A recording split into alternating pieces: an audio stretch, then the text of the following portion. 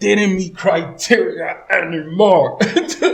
Powerful. I am powerful. Louder. I am powerful. I am powerful. I am powerful. I am powerful. Well, hello. Welcome to the podcast today. I am here with Miss Carolina again, my wife and partner. Today's a little bit of a weird episode or different episode because usually on the podcast I like to interview people, right, and use their stories. But today's a little bit different because it's about me. Yep. And something I have found. So first, how are you doing? Let's start there. I'm doing great. Thank you for asking, Julio. We're doing a lot of work here, so I'm doing great. Really happy to be doing something different right now. Because you don't have clients right now. Right? Nope, no clients. That's why we took this opportunity. So I have big news. Well, it's big news for me, my family, and also for the people that entrust me with their self-development, right? So I'm different, a little bit different because I don't just preach it or teach it. I also live it. So I'm always looking on how to better myself constantly, right? And finding new exercises. So last month, right? That was last month. I decided that I wanted to get a mental health evaluations, which is scary, very scary. But I wanted to know what I don't know, right? Because there's things you don't see when you look at yourself. So I wanted to see what professionals would say. So I went and got a mental health evaluation, and they did a personality test. What else did they do? It was a full psychological evaluation. Well, what did they include? It was personality. They did mood disorders. They tested for anxiety, depression, autism, personality disorders. That was everything, really, almost. Yeah. There's more, but what I went into the appointment, spoke to the psychologist, right? And he recommended the assessments that I needed, and I mean the findings were not that surprising, I guess, right? Because we always kind of knew, but I mean I was still shocked, somewhat. So a few things came up. One of them changed a lot for me, and it's helping me change a lot, right? Which one do we start with? Well, why don't you start with the reason what led for you to seek the evaluation? You should do this more often. That was pretty good. So I've always been a little bit different than my peers in every way, right? Just a little. No, a lot. It's hard for me to make relationships. That's one of them. As much as I love people, it's always hard for me to talk one-on-one with a person. That's always been difficult for me. And it's something I want to improve because I like people. I really, really, really like people. But I'm not good at the one-on-one. I could stand on stage and talk to 1,000 people at one time, but on a one-on-one, it's really hard for me. It makes me very uncomfortable. But I love people. And wherever I work, anything I do is just, I'm very different than whoever's around me. And I'm not saying different like I'm in a good way or better or not at all. Usually it's the other way. It's hard, right? It's hard to get people to understand me most of the time. I move at 100 miles an hour. Yeah, definitely. and I don't stop. And, I wanted to know because I wanted to improve myself. Now, why am I sharing this? Because of what I found. My plan was not to share this at all. My plan was just to keep it to myself because it's hard, right? You're telling people stuff. Yeah, it's a vulnerability that you're putting out there. But the way I see it is that I'm not the only one. The findings that came from it, I'm not the only one that is dealing with these things. And I'm not the only one that as an adult you're finding out. Right. Because that's a whole thing within itself, right? That as a child I didn't know these things, but as an adult I'm finding these things. And I just, if my job, if I am committed to my purpose of helping people break their cycles and using myself as an example, then I have to share it, right? Because then I'm not doing my job. So, you want to start with the trauma first? Okay, go for it. So, I used to have PTSD, right? And that was really good news that this time around, I didn't. What is it that you guys say? You didn't meet criteria anymore. I didn't meet criteria anymore. Meaning that I've improved on that, right? Yeah. What does that mean? I don't understand, because when she came with me to the results. Mm-hmm. Yeah, I was really scared. And they said that, right? They said he doesn't meet the criteria. I still have some things that my trauma in my everydays, my behaviors that trauma affects. But what does that mean now that I don't meet the criteria of PTSD? So when a person has PTSD, there's very specific criteria that you have to meet, like hypervigilance, having severe anxiety, worrying about having recurrent memories of what led to the trauma, and having feeling it when you have the thoughts of it, like you feel the shakes, and I haven't had any of that in a long time. When a person no longer meets that criteria, that means that the person no longer qualifies for the diagnosis. So when we were at the findings, at the result, he was reading the results, it was very interesting for me also to hear that you no longer, like, I know you change a lot. You've learned, you manage your trauma in such a beautiful way that I knew something was different, but I never thought that you would not meet criteria. Which is an improvement, right? That means it's an improvement. Of course. It's actually beautiful. It just shows the amount of work that you have done towards making improvements towards that diagnosis. On a day-to-day basis, that means you're using your coping skills every single day. This thing doesn't pop into your brain consistently, and you're living life differently. So it's pretty cool. And I didn't do it alone, so I did it with help, right? Like you've been there. I've been I work very hard, which is why I led to these assessments. I work really hard at trying to get better, right? And I'm never gonna be the total package, but if I could just improve a little bit at a time, and so that's really good. So it shows something, if somebody's suffering from that PTSD, it is something you can kind of reverse. I've asked that. I've interviewed a lot of counselors, obviously, and I always ask that, is that something that can get cured, right? And the answers are never straightforward, right? And I see why, because I don't meet that criteria, but I still have some characteristics of the trauma, obviously. So, so I can see why it's hard to answer that question about it being cured, not cured, but being able to. How would you say? You live with it differently. So something that was completely here on your forehead, in front of you, it no longer lives here. It's now back here. So you're doing life differently. Every single day you maneuver your life in a different way that is not fully controlled by the trauma. When you have PTSD, it is fully controlled. I remember. Yeah. Everything would take me back. It was just everything in life would take me back to these weird moments that most of the time I didn't even remember, and you get a reaction, a physical reaction, right? The waking up with the cold sweat at nights, and the crying, and you feel the pain.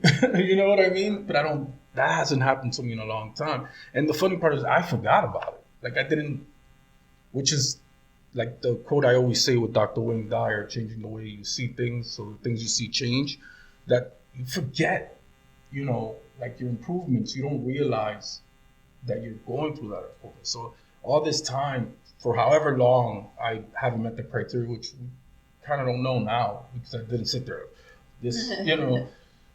But I didn't realize that I wasn't having the cold sweats, waking up at night, and or feeling it in my body. But So that's good news. And again, there's a lot of people that suffer from that.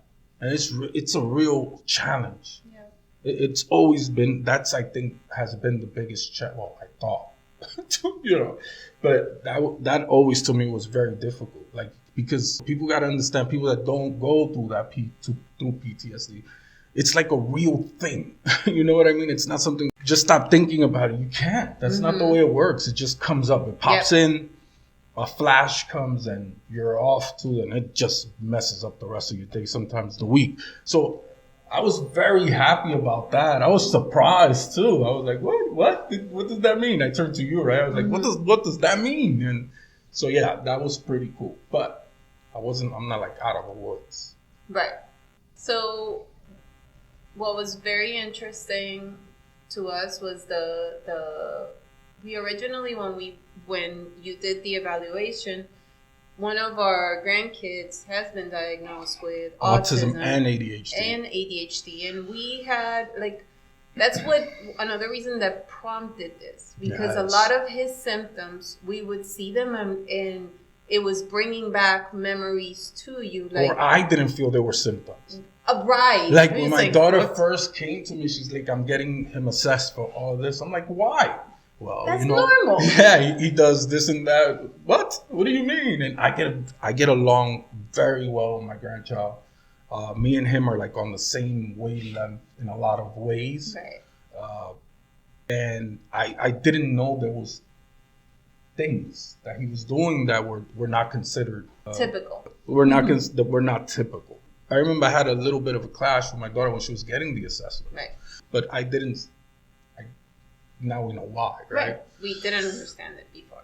And then there's things that, so we started working hard with him. With my daughter worked really hard. We are so proud of her for that, because she was incredible. She took lead on this. Yes, we supported, but she did it. She did it, and she took him. This little dude was working his butt off. To therapy, to behavioral therapy, all of it, emotional all day. Therapy, he was working harder than we do. Speech therapy, all of the therapies. And we would go too. They would teach us how to handle certain things. And then what I noticed that some of the things helped me. Right. Like my ears, right? Right. The stimuli from the environment. Yes. I started using my headphones for that. And I was like, this feels comfortable. It was our daughter who she bought purchased them for him for Christmas. She was like, I think you would benefit from this, because when you're in crowded spaces, you go you behave differently. Yeah. And she purchased them for Christmas, and what they call the Apple, the AirPods. The AirPods, and I wear, and when it was like a different world for me. I could be anywhere at any time, and I'm cool. So that's kind of where we started. Okay, we have to go. So what did you think was going to be my diagnosis? So again, I really thought it was going to be on the trauma. Maybe not PTSD. Maybe you would qualify for a different type of trauma, because there's multiple diagnoses out there that are for trauma. But he said no, and I asked very directly, and he said no. And then when he explained it, I realized my mentor in counseling is Dr. David Congdon, and he always taught us that to treat any form of trauma, there's the two main components. First is that you feel safe, and second, that you are in control of your life. So when you think about that is all the work you've been doing all these years. So I can see how you healed from that and why you no longer meet that criteria anymore. So I thought it was going to be in the trauma area. And then did some maybe autism in that area because of what we saw with Jonah. But the diagnosis I was given was ADHD. Yeah. So which was, I don't know, it's weird because it's not a shock, but it is a shock in a way. Like, I don't know how to explain it. It's still weird to me. I'm still, this just happened. Yeah. And I'm like, I have to put it out there right away, but I couldn't because, look, I still don't know how I feel about it. It's weird for me because ADHD, I don't know, there's so many things that come with that. that I still don't understand. Like one is I finished graduate school, And doctors. which is not the norm in that area. Like it's hard, Yeah. and that was kind of, I cried a lot. Yes, it was very interesting. Actually, once we got the diagnoses, I went in and looked up, like, because it's very rare that a person with ADHD can move through college, through their higher education, because it's very hard to focus and to concentrate. So I looked up what is the percentage out there of people with a doctorate's degree or master's degree. I couldn't find anything on the doctorate's degree, but on the master's degree, Graduates. in the graduate's degree, it was 0.06% of the population in the U.S. that graduates. That's very small, tiny percentage. It is. And it also said that now they have found out that about 60% of college students in the now have reported some symptom of attention and deficit, but they don't attention deficit hyperactivity disorder, but they don't either seek the diagnosis or go for treatment. It's that it's hard as an adult because it's like the ultimate facing yourself. You know what I mean? It's like looking in the mirror. Like it hurt a lot to find out. Not because there's anything wrong with it. Like I said, my grandson has it, right? So I don't see it in any wrong way, but just the fact, like, the time wasted. Like, I wish I would have known when I was a kid. I wish somebody would have paid attention.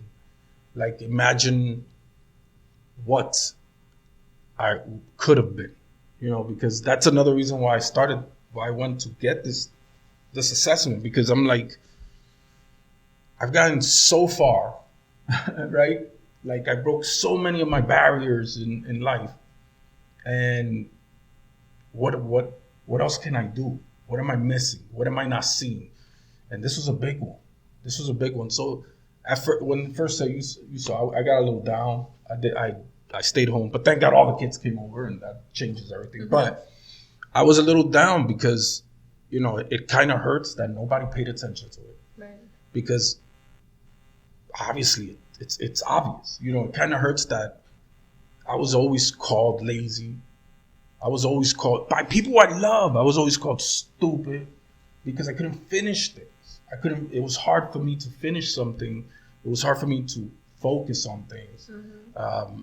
And it hurts. Like, so that's another lesson. Like, be careful what you call somebody. Right. Because that's not my choice. I have no choice in the matter. So it's like, I wish somebody would have cared enough. That's what hurts. I wish somebody would have just cared.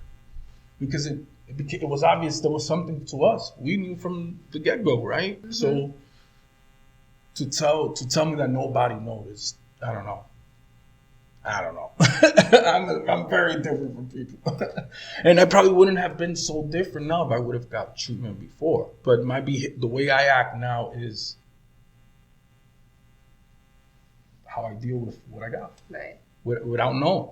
So now the question is, let me ask you, so you think I was able to get the doctorate's degree and succeed because I didn't know? That's a very interesting question. Belief is powerful. It's a weapon. It is a weapon. Now, do you think that if you would have known, you wouldn't have sought the degree? I don't know. Looking at those numbers, probably not. Probably not. Because it would have seemed like an impossibility. That why would I put myself through that? And I'm going to tell you something. Getting the degrees was one of the most difficult things I've ever done in my life.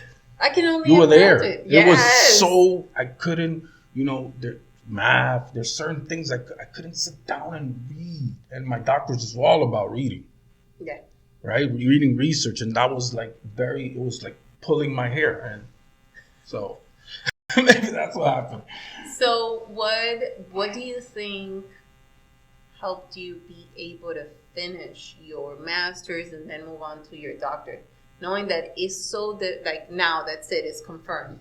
What do you think was actually what helped you? Well, first is I always chose a school that scheduling was I have more control of my scheduling. So you saw like CAU was once a week you did all the classes. Right. For my doctorate, it was online. There was no other way. Right. And with my doctorate, it was a program built for people that work full-time jobs. Right. So the point was like they give you your assignments, and you just have to have it done by next class. Mm-hmm. So I would just choose my times when I was interested.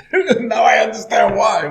When I felt interested, I would sit down, and when I stopped being interested, I would stop. Mm-hmm. See, that's what I think has helped me. And even now in running the business, I have a task management. I use task management tools. And that was before I knew I had this. But now I know why they're so important to me. And I can't deviate from my tasks. Right. And I have everybody that works with me work with tasks. I just thought I was being super organized, but no, I was just using tools. So yeah, you've always been very big on creating processes and procedures for us, and I can see now why it works. If we follow the process, then we're able to all work together and keep you on track. And that's the way it works. So when I lose attention and I leave, it's still there, organized. So when I come back to it, I didn't lose anything. I didn't mess up because it's still there, and I don't click on that done button until I'm done. So. And I kind of used it a little bit now thinking about it. I've used it. I do a lot of things at the same time. Mm-hmm. I have a lot of businesses. I've worked in a lot of jobs. Oh, that explains that. I was really bad at keeping a job. But I was good at getting a job. It was so weird. I was good at getting them. I think that... I wouldn't get fired. I just would. This is not what I want to do. Yeah. And I need to stop right now. I don't want to do this. And it was like a burning sensation of I cannot show up there. I cannot. Remember that? Yeah. And it was a lot of the times it's like I'm bored. I'm not satisfied. This is not working for me. But again, it wasn't that you couldn't complete the work. It was just you didn't want to. It wasn't calling your attention. So I also remember that when you were doing your dissertation for your doctorate, told me that it had to be, and you changed it so many times because you said it needed to be something that you were interested in. If not, you weren't going to finish something about me. And that's what I did. My research was, that's a good point. My research was the underrepresentation of Hispanic leaders in U.S. organizations. And that helps a lot. So that's good that you're bringing that up. Somebody with ADHD, do what you like to do. It has to be, because I remember the times that I didn't want to read, I didn't want to do it. Then that was my push. So I guess that is important. I mean, one of the symptoms of ADHD is you're either completely unfocused or you're fully focused. Yeah, hyper-focused on one topic. So if you're able to figure out what that one topic is and really go at it, then something you want. It has to be something you are very interested in. And that's what my work is that now. Yeah. My whole work is things I like to do. Right. And look at my company. I have like a bunch of departments and I'm always switching what we're doing, but it works. Mm-hmm. It works for me. And in essence, it works for the company. And actually, I think they were saying over 60% of people with ADHD are entrepreneurs. Oh, yeah. They say, in fact, I was reading something that's I can see how it fits. Yes, because you could switch. And it's okay. It's normal to build a business, if you're an entrepreneur, to build a business and then go build another one. Mm-hmm. And then go build another one. It is completely, that makes you successful. Right. So that's what works for me. Interesting. It's interesting that, and it explains everything, doesn't it? Mm-hmm. Like, it explains a lot. So do you think, now that you know you have a label to it that belongs to you, do you think ADHD is a superpower? It is for me. Well, yes. I think it could be. Tell me. It could be. Like, I move very fast. Oh my gosh. And and that has given me an edge. So also in renewing my business or renewing what I'm doing. So since I get bored and I move on, but what it just renews the business into what's going on current affair, or what's happening right now. Mm-hmm. So it makes us adaptable. It makes you very adaptable. And I've done so many things. How many careers do you think I've had? I was I was an insurance agent, a real estate agent, car sales. What else? Consultant. Early. A coach, a speaker. Yeah. Jesus. We've made T-shirts. T-shirts. I've sold watches. Yep. That one didn't go too well, but to be honest with you, I kept all of them. But because I have a thing for watches, so I don't know. I think you could really use it to your advantage. I don't think anymore. I know it's kind of seen as a disability, right? But I don't think so. I don't think it is. I mean, I don't think it's a disability. Having ADHD, I think. Or autism. I think autism brings a lot of great things. Like, look at Jonah. Jonah's a kid that everybody notices. Right. And I believe that is a superpower, because what this is a different way of thinking and processing information. Whether it's outside of the box. Yes, you think, but what happens is not the typical way that people think. Then people discard them or put them to the side or don't give them the resources that are needed. Or you find yourself like not fitting with the rest of the humans, I don't fit. right? So instead of developing those skills that are strengths, you now see them as weaknesses, and that's detrimental for any human. But if you, at an early age, they identify what those are and they make them your strength, then that becomes a superpower. Because we train with it. And I think that's what we've been doing. I've been training with what I thought were weaknesses. Right, with the difficulties. Yes, like okay, so reading is really hard for me. It's not that I can't. I'm actually a really good reader, but I can't stick to it.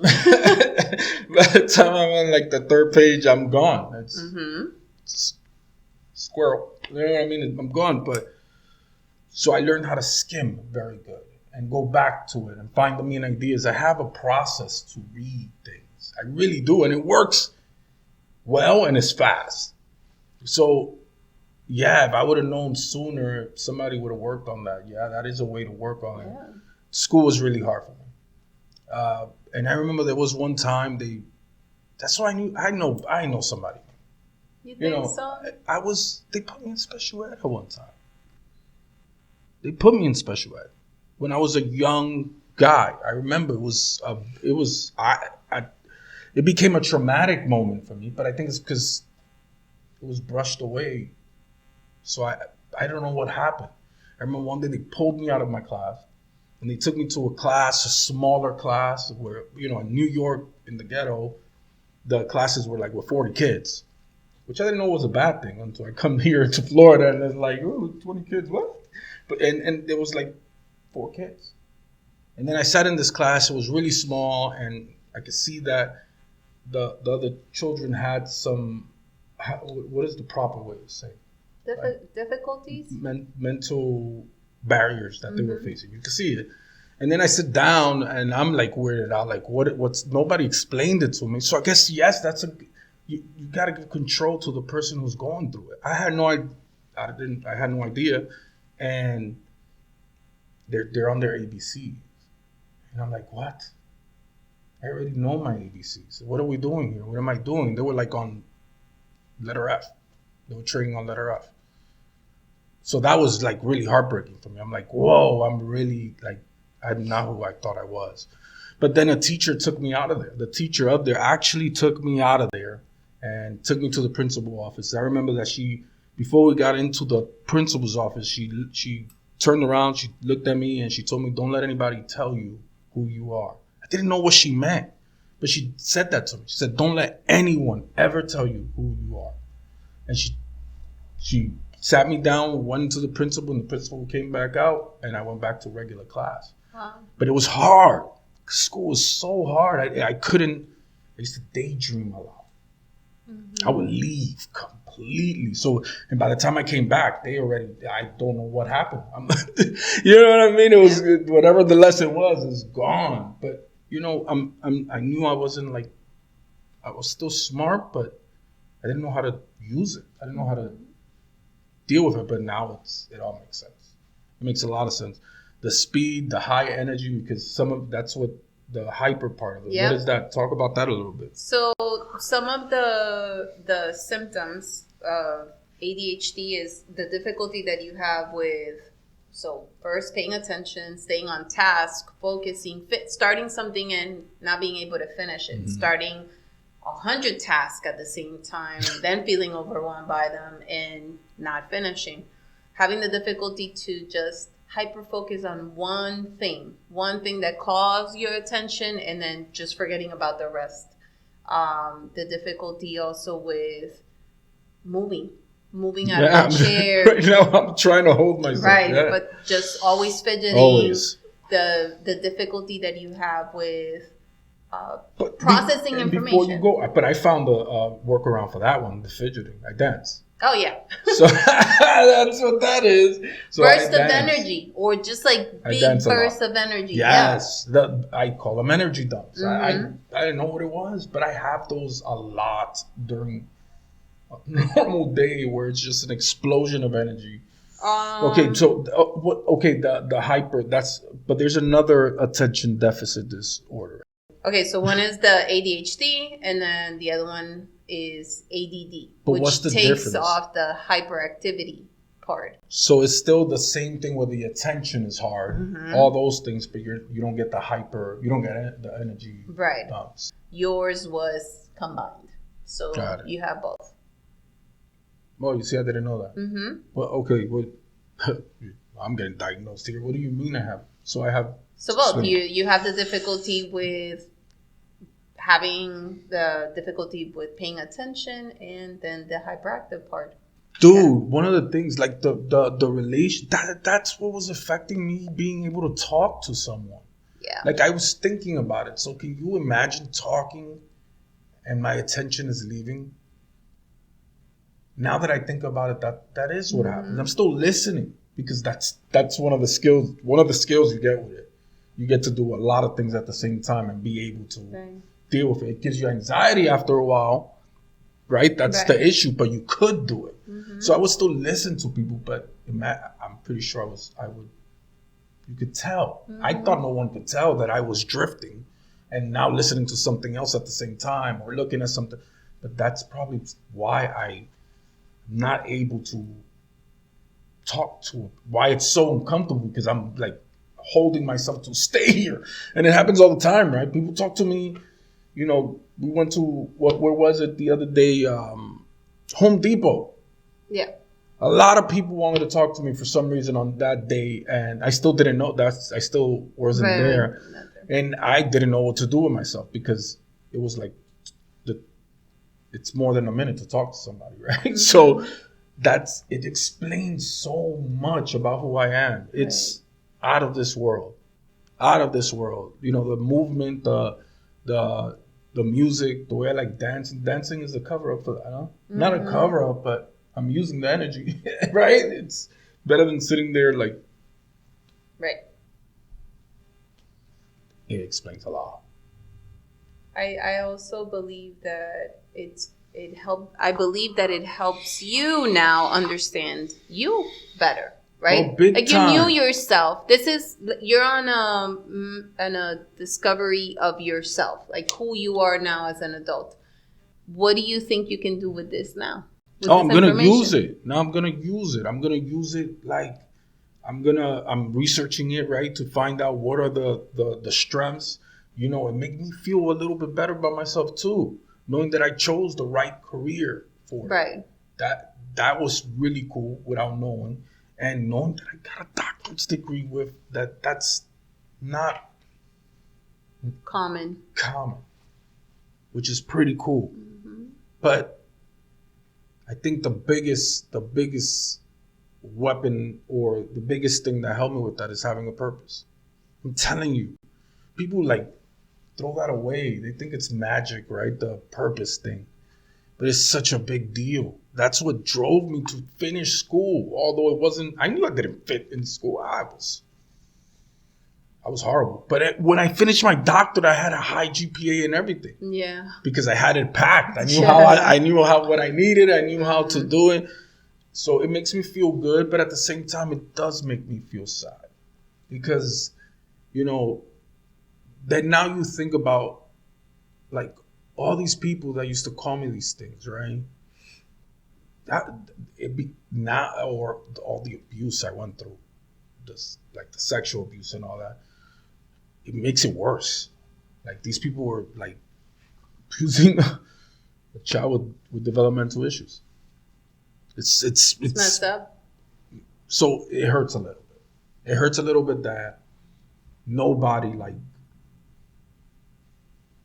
helped me at all. In fact, everybody threw me away because now I know because I had ADHD, basically. That's sad. It's sad. It's sad. And I raised my 3 kids with it. But you see, I'm in a weird place still with it. I'm in a very weird place with it, actually. Now that I'm thinking about it. Because I see all the sad parts about it. And I see all the empowering parts about it. Like, I'm very proud of myself that I went and got assessments. Right. A lot of things could have came from that. Personality disorders, right?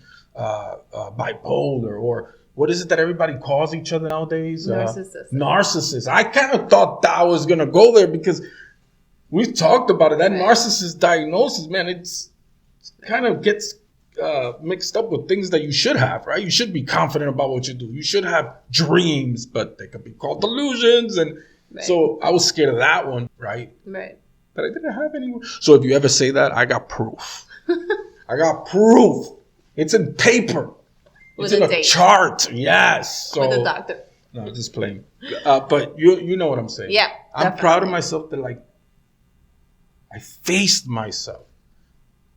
And I'm glad I did, because if I've gotten this far without knowing the whole picture, and now that I know more about myself, what am I going to be able to do next?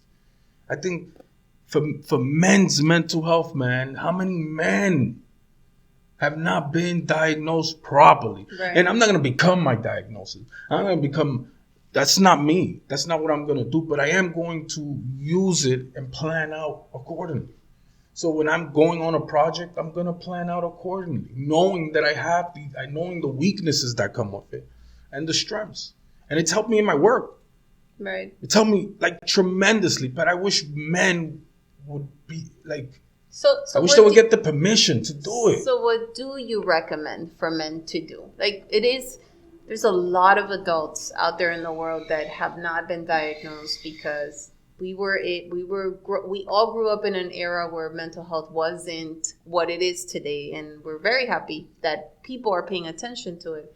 So what's your suggestion for men that are adults and that they think something is off or there is different? What do you think? Well, I'm going to tell you what the problem with the men are first, and that is the way it looks. We don't want to be weak. And I thought about that too when I got it. Mm-hmm. I thought about that too. Is this going to make me look weak? You see, it's in the back of our mind as a man. Yeah. Men have to stop caring about looking weak or not. It has to start there. That's where I started on this journey. I told myself I am weak. And what? So how am I going to become non-weak? I got to go find myself and just do it. Go get some assessments. It wasn't even hard. It took 2 days. Yeah. And I got so much out of it. I'm so happy that I got it out of it. So what I would tell a man is stop worrying about what you look like. If somebody thinks you look weak for going and taking care of yourself, that's not a person you need around you. And that's that. That's how I saw it. That's how I saw it. When I went to get the assessment, I'm like, what are people gonna think of me as a man? I don't care. Then that's the point. Then that means I need to go find people that are okay with it. And that's that. And medicine, I'm taking it. Right. Which was another hard thing for me.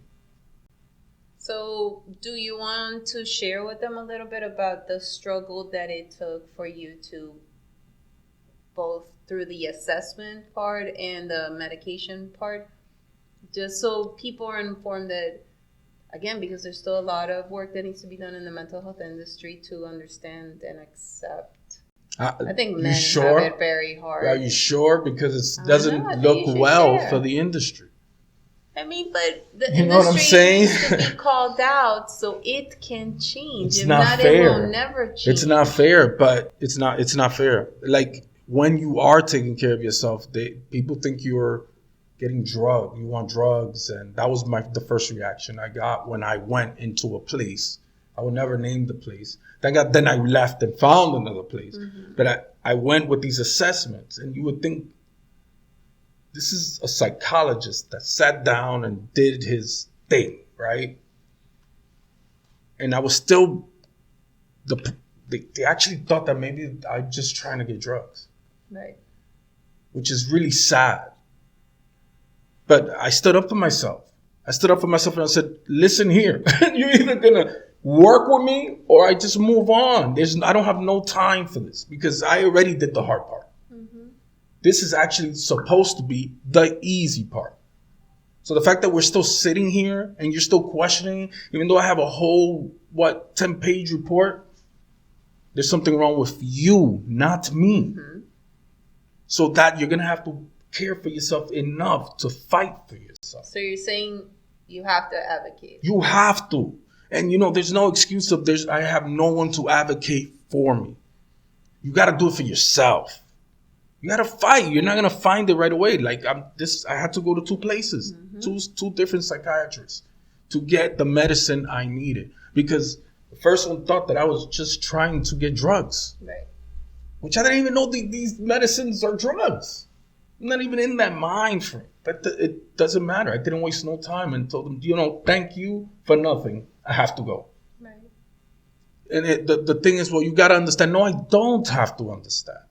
I don't have to understand anything except my mental health.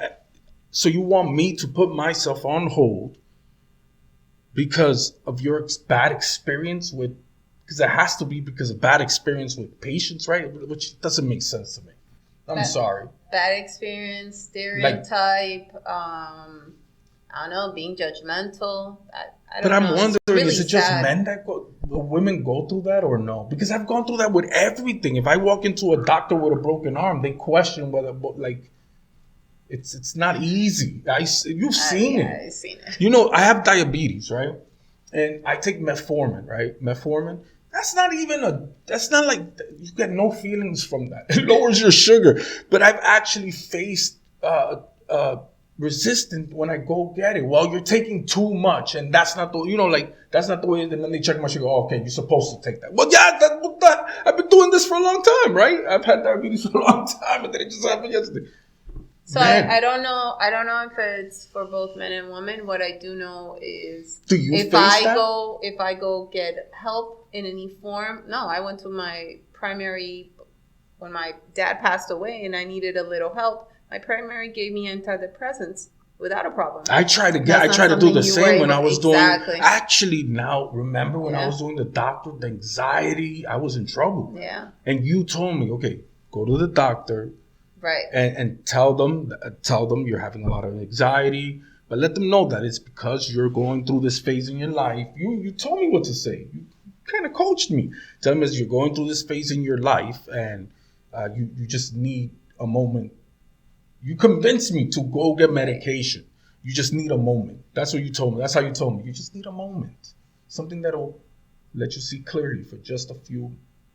Remember? Right, this is when he was doing his doctorate. I was stressed. Actually, I forgot. I was stressed. I was screaming at everybody. It was bad. It was bad, but now we know why. Yeah. And I went and did that. I forgot. You remember what happened? Yeah. And we were seriously just seeking something to help him with a little bit of anxiety that he was going through because of doing the dissertation. He was on the last few months of finishing. They wanted to drug test me. That's where it started. Yeah. She's like, okay, but we're going to drug test you. I'm like, drug test me? I'm a little confused. What do you mean? Well, that's protocol. Wait. My wife uses my wife she gave me what? How is that possible? And it was bad. That's also That turned me another away. question that this first psychiatrist prompted. So it's really sad that it's immediately thought of, and you use no drugs.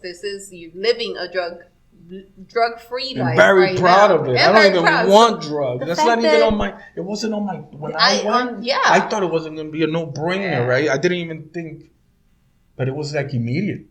It was like freaking immediately. Like that's where we went, and I'm like, I understand you gotta take precaution as a provider, right? But there's things you do, right? Mm-hmm. Do your own assessment. Right. But we didn't even get there. We didn't even get past go, and I was being And kind of told I'm a liar. And I can only imagine for a person that doesn't have any support, that is seeking that support from a medical provider or a mental health provider. If you get shut down or judged like that, you're going to shut down and not go back. And that's why people go untreated for years or don't report their symptoms for years because of fear.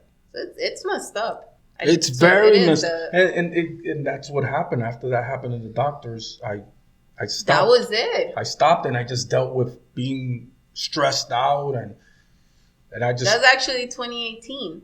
Here we are 6 years later. That's when you went back at it. I mean, you did take counseling throughout all those years, but the medical part, we never looked at it after that, if that was a bad experience. Yeah, it was bad. it was just, we were looking for a little something for Just to anxiety. get me- That was it. And it was prompted by me. Yeah. I'm the one who asked you Yeah. to go get it, not even I didn't even myself. think about that. Yeah, it was bad. But that helped me though, because this time around when I was faced with that, I didn't even... There's a bunch of Yeah. providers. On to the next. Even if I have to go to Miami, like I'm not gonna sit here and like insult myself Yeah. by letting you call me a druggie because I want to get better. Like no. So I just cut it off and moved on. That's what I did. What I'm saying is that if you're a male, not only a male, I just saying it as a male, it is difficult, right? But anyone, like, fight for your mental health, man. Like, I'm telling you, my life has changed. And this was, what, 2 weeks ago, right? Yeah. My life has changed completely because now I know what it is. So now I look out. So if I'm talking to someone and I know I'm starting to shift, I know I relax. Relax. You're doing it again. But because I know now, fight for your mental health. Fight for your health. Don't let nobody take that away from you. It's like we deserve to be who we want to be. I don't get now I'm getting angry. No, not angry like that. Just like this enough. How many more men have gone to get the help and have been turned away? And it's not fair, bro. It's not. It's not fair. To show the difference, not to show like the difference that I feel as a partner sitting here with you and doing life with you since you started the medication is beautiful. Yes. But it's not.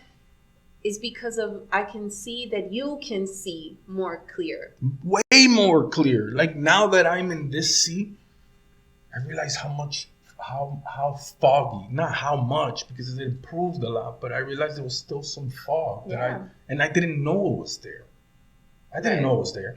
So you gotta face yourself and like push to learn more about yourself. That's where the key lies. And we can do it and stop being embarrassed about it. I'm not embarrassed. I'm telling you I'm not embarrassed by it. Because why? Because I'm not perfect.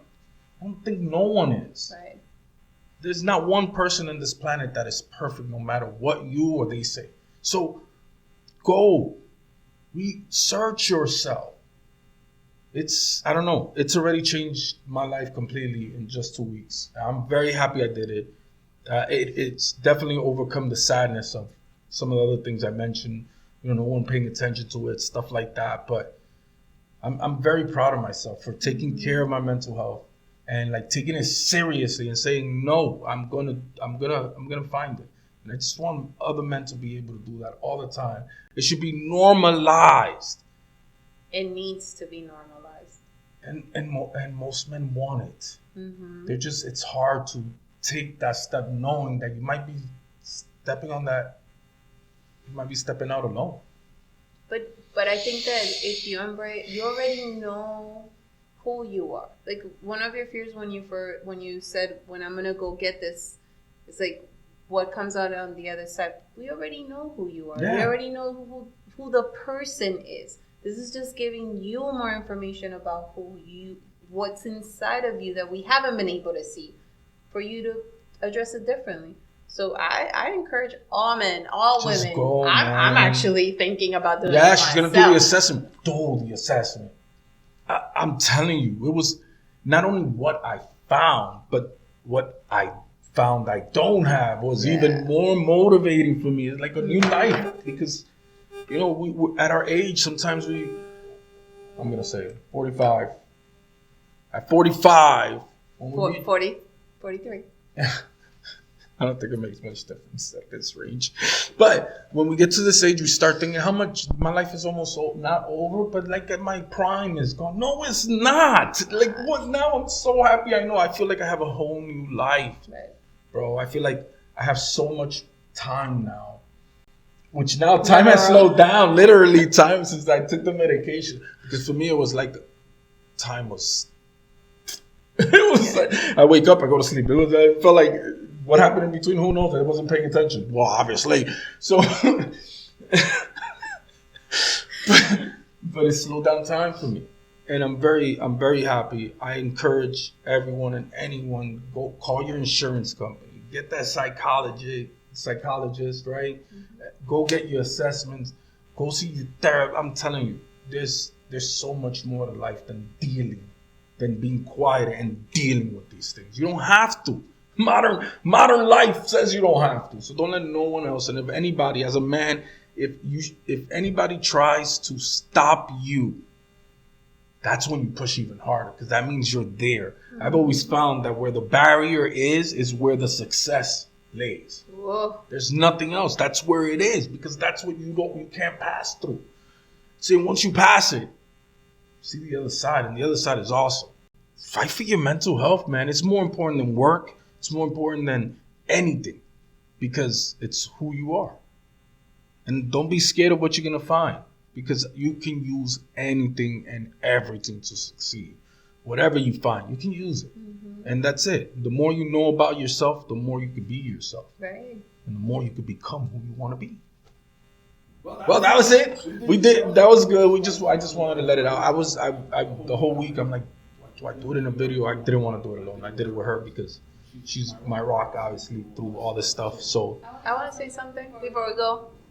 I just want you to know that I am very proud of you. Aww. And it was very courageous to make the decision to seek this through, like, harder. Like, go and look really what it is. And to see you, like, push through the evaluation, through the seeing what the diagnosis was, and then further seek the treatment. I'm just really proud of you. It's courageous, babe. Thank you. And I love that. But it was support, because I have the support. I knew I couldn't fall too far behind, no matter what happened. So, one more thing before we go. If you ever tried to talk to me before and it felt a little odd, this is why. So you can talk to me now. Now I got this. Now, whoever want to come up and talk to me, just talk to me. I got this now. You know what I mean. Yes. All right. Well, thank you for joining. If you joined, thank you for listening. And again, just get out there and start fighting for your mental health. Don't stop till you get the answers you are looking for, because success is supposed to be yours. Beautiful. Thank you. Thank you. Powerful. I am powerful. Louder. I am powerful.